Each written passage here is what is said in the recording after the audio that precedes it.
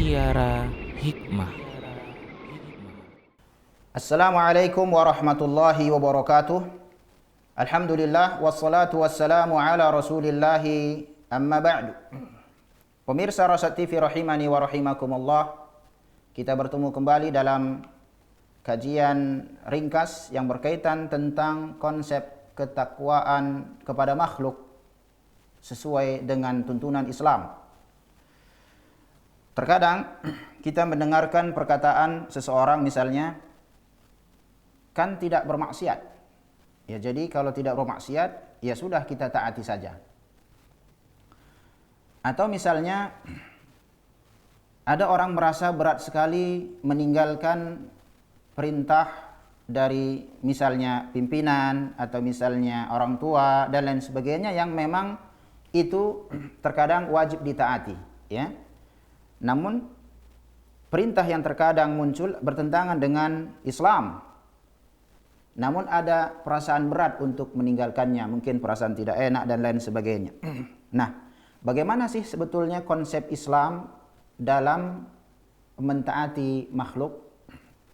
Untuk mendapatkan jawaban ini, pemirsa Rasad TV rahimani wa rahimakumullah, maka kita melihat sebuah hadis Nabi yang mulia alaihi salatu wasalam yang diriwayatkan Imam Muslim, yang sampai sanadnya tentu kepada Ali bin Abi Thalib radhiyallahu taala anhu, di mana Rasulullah sallallahu alaihi wasallam pernah mengutus sekelompok pasukan yang di bawah komando seorang yakni Quraisy.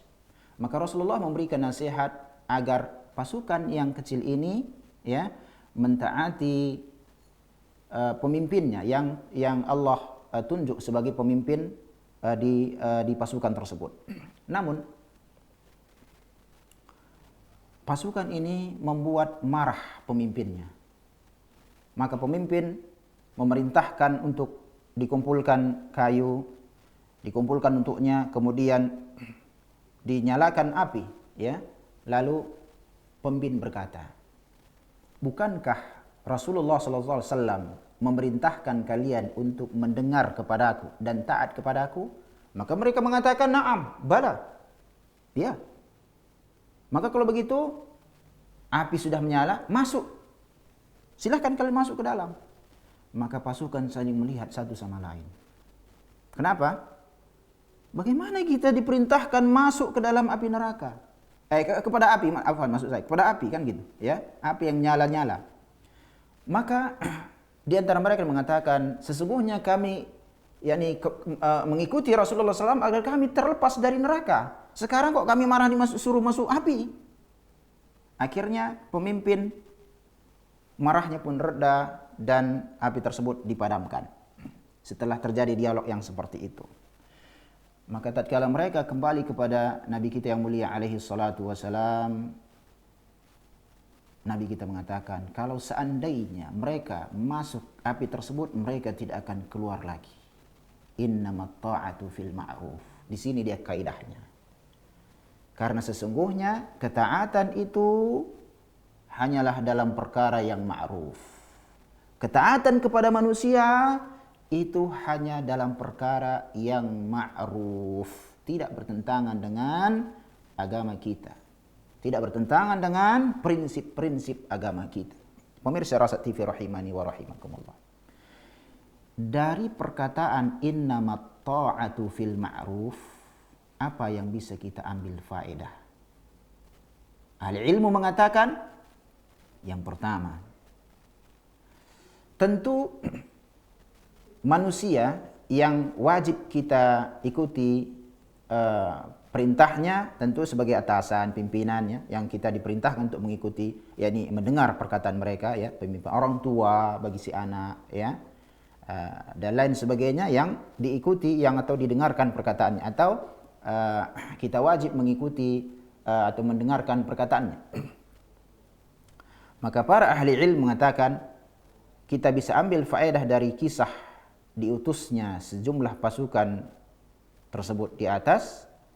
Yang pertama, apabila seorang pemimpin atau makhluk memerintahkan orang yang berada di bawah pengawasannya, orang yang berada di bawah, yakni kita dikatakan yakni karyawannya dan lain sebagainya, ya, atau anaknya kalau dia seorang orang tua, apabila perintah itu berupa maksiat kepada Allah Subhanahu wa taala, maka tidak wajib ditaati. Ini prinsip. Bagaimanapun kita cintanya kepada orang itu, seperti misalnya kecintaan kita kepada orang tua. Namun apabila ini berkaitan dengan maksiat kepada Allah, kita tidak ikuti. Allah berfirman, "Wa ta'awanu 'alal birri wa taqwa, wa la ta'awanu 'alal itsmi wal 'udwan." Tolong menolong, saling tolong menolong kalian dalam kebaikan, saling tolong menolong kalian dalam ketakwaan, bukan dalam maksiat. Dan jangan sesekali kalian tolong menolong dalam perkara maksiat dan permusuhan. Jadi ini yang pertama. Bagaimanapun kita cintanya kepada seseorang, apabila itu berkaitan dengan maksiat kepada Allah, maka kita tidak ikuti. Yang kedua, apabila seseorang yang perkataannya terkadang wajib diikuti, ya, bertentangan, terjadi kontradiksi dengan satu amalan nafilah sunnah, ya, satu amalan yang bertentangan, ya, apabila bertentangan dengan satu amalan sifatnya sunnah, ya, kemudian bertentangan dengan satu ucapan atau permintaan atau perintah dari orang, dari makhluk, dari manusia yang kita wajib kita mengikuti perintahnya, maka di saat ini kalau terjadi kontradiksi, kita mendahulukan, selama tidak maksiat, ya, kita mendahulukan perkataan mereka. Contohnya begini. Apabila ada orang tua mengatakan kepada anaknya, orang tua adalah wajib kita dengarkan, kita berbuat baik kepadanya, ya. Kita wajib berbakti kepada orang tua kita. Kita wajib, di antara bentuk berbaktinya kita kepada orang tua kita adalah dengan mendengarkan dan mengikuti perintah orang tua kita. Ya? Selama itu tidak bertentangan. Poin pertama sudah selesai. Tatkala orang tua misalnya mengatakan, pergilah engkau ke pasar, belikan ini, sifatnya ini penting sekali, dan ini bersamaan dengan waktu sholat. Tentu setelah itu, begitu nanti selesai sholat, langsung pergi. Kira-kira begitu. Kalau seandainya orang tua mengatakan, setelah nanti engkau sholat, ya, engkau langsung pergi, belikan ini, karena ini sifatnya penting. Nah, di sini terjadi kontradiksi. Pertama, bukankah setelah salat ada nafilah, astagfirullah, astagfirullah, ada zikir dia yang sifatnya nafilah, mustahab. Ya.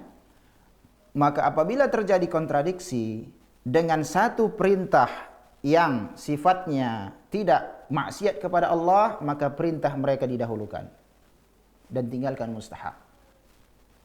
Itu kalau terjadi kontradiksi. Namun kalau sifatnya luas, ya, misalnya orang tua, sebagaimana kasus yang tadi dikatakan, ya, orang tua mengatakan, nanti kalau engkau selesai sholat, ya, belikan ini, ya.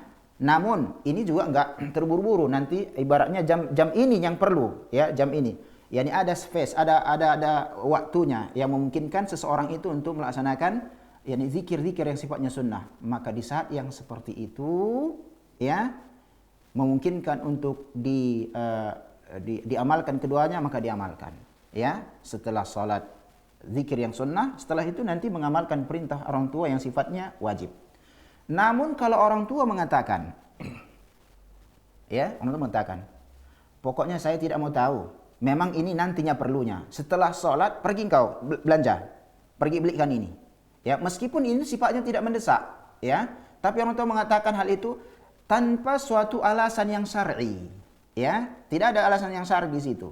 Yang jelas dia mengatakan, orang itu mengatakan, setelah ini pergi, belikan ini dan lain sebagainya, meskipun hal itu bukanlah perkara yang penting, yang darurat ibaratnya, yang genting harus ada, kan begitu, ya.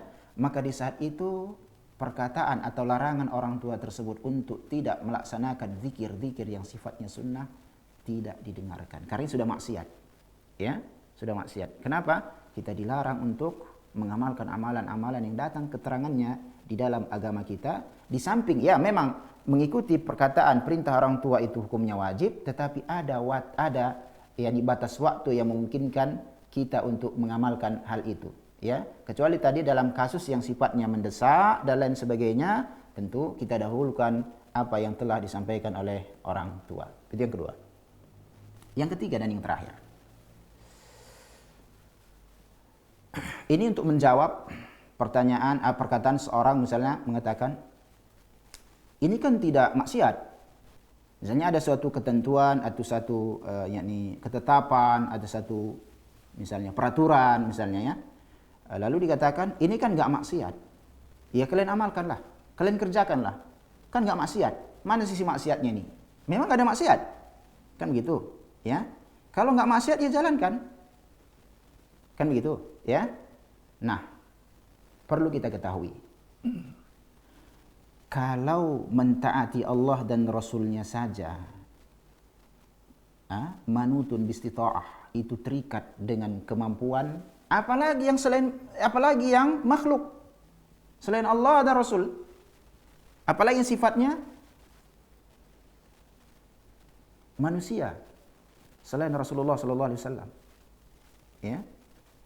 Apabila mentaati Allah dan Rasulnya saja itu diikat dengan kemampuan kan begitu ya. Apalagi dengan peraturan-peraturan dan lain sebagainya. Tentu lebih diikat lagi dengan kemampuan kita. Nggak boleh misalnya kita katakan kan nggak ada maksiat, ya jalankan. Betul, mampu nggak kita jalankan ini? Ya. Nah di sini saya lihat terjadi terkadang letak permasalahan. Ya. Selama tidak maksiat ya jalankan. Yang penting nggak maksiat jalankan. Betul, tapi mampu nggak ini dijalankan? Kalau berkaitan dengan ajaran Islam saja terikat dengan kemampuan, apalagi hanya dengan buatan manusia.